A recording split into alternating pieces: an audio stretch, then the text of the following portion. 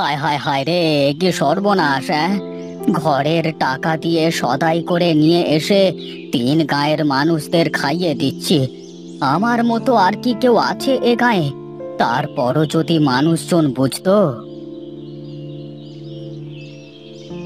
ও প্রতাপ দা, আরে ও প্রতাপ দা! আরে সুনীল যে, কি খবর? কি মনে করে? এ পাশ দিয়ে যাচ্ছিলাম, তাই ভাবলাম তোমার সাথে একটু দেখা করেই যাই। কিন্তু তুমি তো বিশাল ব্যস্ত সময় পার করছো মনে হচ্ছে। কি করব বল দেখি, সামনে বৈশাখ মাস, তাই তো খাতায় একটু চোখ বোলালাম যে কার কাছে কেমন কি আছে। তোমার কাছে তো তিন গায়ের মানুষ সবাই দেনা। তিন গায়ের মানুষ এই জন্যই তোমাকে এত সম্মান করে। আমি কি আর এমনি করি? তবে তুই বল সুনীল, আমার মতো আর কে আছে যে নিজের টাকা দিয়ে মাল মাটি নিয়ে এসে বাকিতে সবাইকে খাওয়াবে? হ্যাঁ, তুমি তো আর ফ্রিতে দাও না কারো, বরং তুমি খাতা কলমে কাজ করে 1 টাকা থেকে কখন 3 টাকা বানিয়ে ফেলো, তাই তো বোঝা মুশকিল। এই দেখ সুনীল, বেশি বাজে বকবি না বলে দিলাম।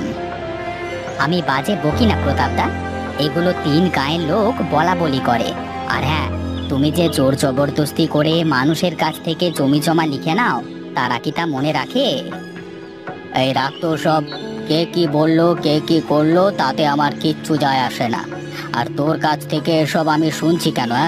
আমার এখনো কত হিসেব বাকি। এই যা যা, তুই যেখানে যাচ্ছিলি সেখানে যা দেখি। রাগ করো আর যাই করো, আমি কিন্তু তোমাকে ভালোবাসি, সেই জন্যই তোমাকে বললাম এ কথা। যাই হোক, আমার কথা বোধ হয় তোমার ভালো লাগেনি, কিন্তু সত্যি কথা সবসময় একটু তেতুই হয়। যাই হোক, আমি তাহলে গেলাম।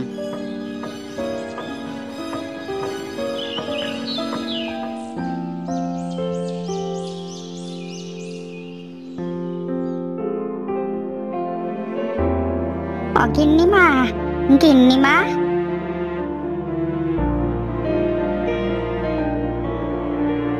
ও তুই চলে এসেছিস হরি? আমি আরো ভাবছিলাম যে এখনো এলো না। আজ একটু আমার কাজ ছিল গিন্নিমা, তাই তো কর্তা বাবু বলেছিল একেবারে যেন তার খাবার সাথে করেই যাই। হ্যাঁ রে, তোর কর্তা বাবু তো এখন খুব ব্যস্ত সময় পার করবে। কয়েকদিন পরেই তো দোকানের হালখাতা অনুষ্ঠান। ও হ্যাঁ, আমি তো ভুলিয়ে গিয়েছিলাম। তাড়াতাড়ি খাবারগুলো দিলে আমিও তাড়াতাড়ি যেতে পারতাম দোকানে। তুই খেয়ে যাবি নাকি দোকানে বসে খাবি? আপনি খাবার বেঁধে দেন, একেবারে পরে খেয়ে নেব আমি। ঠিক আছে, তুই তাহলে একটু দাঁড়া, আমি তোর জন্য খাবার নিয়ে আসছি।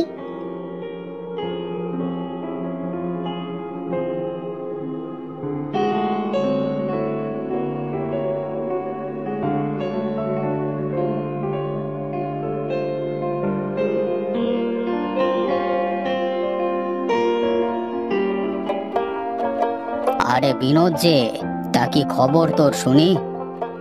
আগে দাদা, খবর খুব একটা ভালো না। আজ কদিন ধরে শরীরটা বেশ খারাপ, কাজে কামে যেতে পারি না, ঘরে চাল ডাল কিছুই নেই। এই তোদের নিয়ে হয়েছে মরণ, কাজ কাম তো করবি না ঠিক মতো, তার উপর আবার সামনে এসে এমন কথা বলবি যে উপকার না করে আর কোনো উপায় থাকবে না। দাদা বিশ্বাস করো, কাজ করে তোমার সব টাকা শোধ করে দেব, তুমি কোনো চিন্তা করো না। বলি, দিনে দিনে কত টাকা বাকি হলো সে খেয়াল কি আছে? এত টাকা তুই দিবি কি করে? দাদা, বাড়িতে বউ মেয়ে না খেয়ে আছে, ওদের মুখে দুটো ডাল ভাত না তুলে দিতে পারলে এই জীবন রেখে কি লাভ? বড় মুশকিলে ফেলে দিলি রে বিনোদ। এই হরি শোন, চাল ডাল তেল মশলা সব কিছু দিয়ে ওকে একটা বাজার দিয়ে দে তো। ঠিক আছে কর্তা। শোন বিনোদ, তোর তো অনেক টাকা বাকি হয়ে গেছে, এত টাকা দিতে তো তোর অনেক সময় লেগে যাবে, কিন্তু আমার সামনে হাল খাতা, তাই বলি কি, তুই তোর উত্তরের মাঠের জমিটা আমাকে দিয়ে দে। আর হ্যাঁ, তার জন্য কিছু টাকাও দেবো তোকে। কিন্তু দাদা, ওই জমি তো। আহা, ওসব বলে কি লাভ বল দেখি? আর তুই তো জানিস, মুখের কথা আর বন্দুকের গুলি একবার বের হয়ে গেলে আর ফেরত আসে না। যা বললাম তাই কর, আমার আবার হাল খাতায় সব খাতা ক্লিয়ার করতে হবে। নতুন বছর নতুন খাতা খুলতে হবে না?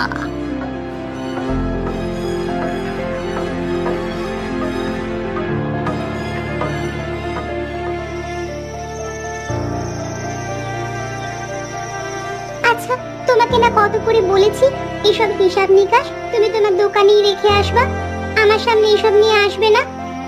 আহা গিন্নি, সামনে পয়লা বৈশাখ আসছে, হাল খাতা করতে হবে। তাই তো খাতা একটু ভালো করে চোখ বুলিয়ে নিচ্ছি, কার কাছে কেমন বাকি আছে চিঠি দিতে হবে না? তাও সব কাজ তুমি দোকানে বসে করতে পারো না, বাড়িতে কেন আনলে? আচ্ছা বাবা, ঠিক আছে। এই তো আমি খাতা হিসেব করে রেখে দিলাম। এবার বলো কি বলবে? ওগো চলো না, একটু আমরা সাধু বাবার কাছ থেকে ঘুরে আসি। আমি শুনেছি ওই আশ্রমে যে সাধু বাবা আছে উনি নাকি অনেক ভালো, বেশ অনেক কিছু জানেন। আবারও তুমি এসব কথা বলছো? আমি বলি কি,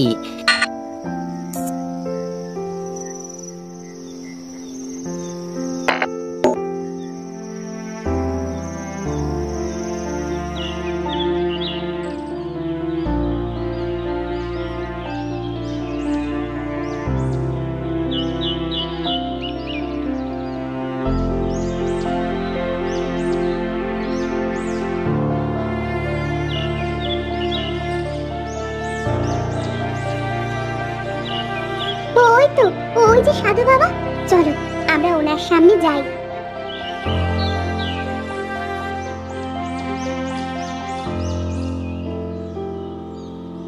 কে তোমরা মা? কোথা থেকে এসেছো? বাবা, আমরা ওই দূর গ্রাম থেকে এসেছি। শুনেছি আপনার কাছে এসে নাকি কেউ নিরাশ হয়ে ফেরেনি, তাই তো আপনার কাছে ছুটে এসেছি। বলো, এই অধম তোমাদের কি উপকার করতে পারে? আগে বাবা, আমাদের বিয়ে হয়েছে অনেক দিন, কিন্তু আমাদের কোনো বাচ্চা কাচ্চা হয় না। এত সম্পদ, এত কিছু আমার কে দেখবে, কে ভোগ করবে? আমাদের হাতে যে কিছুই নেই রে বাবা, সব যে তেনার হাতে। বাবা, যে করেই হোক না কেন আমাদের একটা সন্তান দিতে হবে। তার জন্য আমাদের যা যা করা লাগবে আমরা তাই তাই করব। শুধুমাত্র একটা সন্তান আমাদের চাই। মারে, কত রকম গাছ আমরা দেখি, কত রকম ফুল ফোটে, ফল হয়। সব গাছে কি আর ফুল ফোটে রে মা? না, সব গাছে ফল হয়, সবই তো তার ইচ্ছেতেই হয়। তাহলে কি কোনো উপায় নেই বাবা? শুনেছি আপনার কাছে এসে কেউ কখনো নিরাশ হয়ে যায়নি, তবে আমরাই কি প্রথম? না রে বাবা, আসলে আমি কিছুই করতে পারি না, কিন্তু মানুষকে সৎ উপদেশ দিতে পারি। আর দেখি তোর হাতটা একবার আমাকে দেখা দেখি। বাবা রে, এ যে দীর্ঘ রেখা খণ্ডিত, কিন্তু তুই তোর কর্মের কারণে তোর কপালকে বেঁধে রেখেছিস। শোন বাবা, মানুষ তার কর্মের ফল ভোগ করতেই এই ধরা এসেছে। আজকে তুই যা করবি, কালকে তার ফল তোকে ভোগ করতেই হবে। তাই তোর মনের ভেতরে যেসব কালো আছে, আগে সেসব দূর করতে হবে। তার মানে বাবা আপনি, হ্যাঁ রে বাবা, আগে নিজেকে পরিশুদ্ধ কর। নেক দিল আর পাপ দিলে যে অনেক তফাৎ রে বাবা। ঠিক আছে বাবা, তাহলে আজ আমরা আসি, আমাদের আবার দেখা হবে। ওঠো গিন্নি, ওঠো।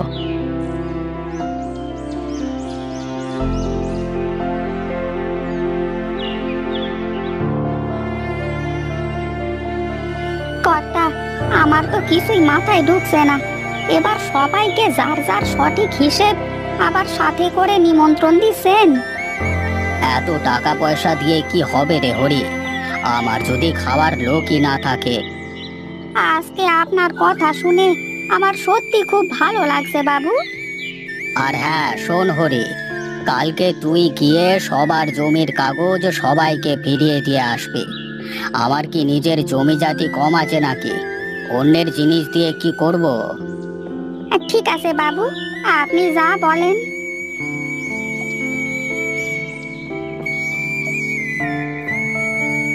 আরে প্রতাপ দা, কোথায় গিয়েছিলে? এই তো গায়ে গায়ে হাল খাতার চিঠি দিয়ে বেড়াচ্ছি। তা শুনলাম তুমি নাকি এবার হাল খাতার চিঠিতে একেবারে ভোজন নিমন্ত্রণ দিচ্ছ সবাইকে। এটা একটা ভালো কাজ করছো, বুঝলে। শুধু তাই নয় সুনীল, আমি এতদিন যত অন্যায় করেছি তার প্রায়শ্চিত্ত করছি। শোনো দাদা, তুমি যাদের থেকে জমি ছিনিয়ে নিয়েছিলে তাদের জমিগুলো ফিরিয়ে দিলে তারা তোমার জন্য মন থেকে দোয়া করবে। হ্যাঁ রে, তুই কিন্তু আসিস হাল খাতায়, কেমন? হ্যাঁ হ্যাঁ, না আসলে কি আর হয়, এখন তো আমাকে আসতেই হবে। এখন আমি চলি রে, এখনো যে অনেক কাঠ দেওয়া বাকি। যাক, শেষমেশ তাহলে লোকটা তার ভুল বুঝতে পারলো। আসলে মৃত্যুর ভয় মানুষের মধ্যে চলে আসলে সে আর কোনো খারাপ কাজ করতে পারে না।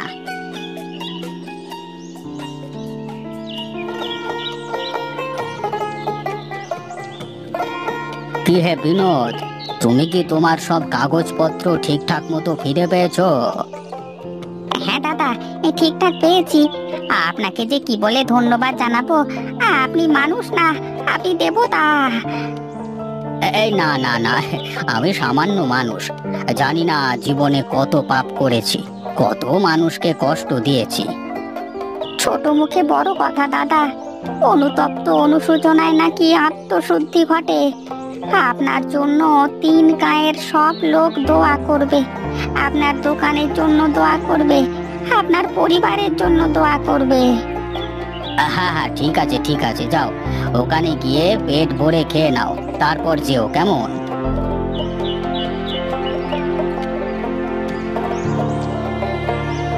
কিরে বাবা, এখন তাহলে কি বুঝতে পারলি?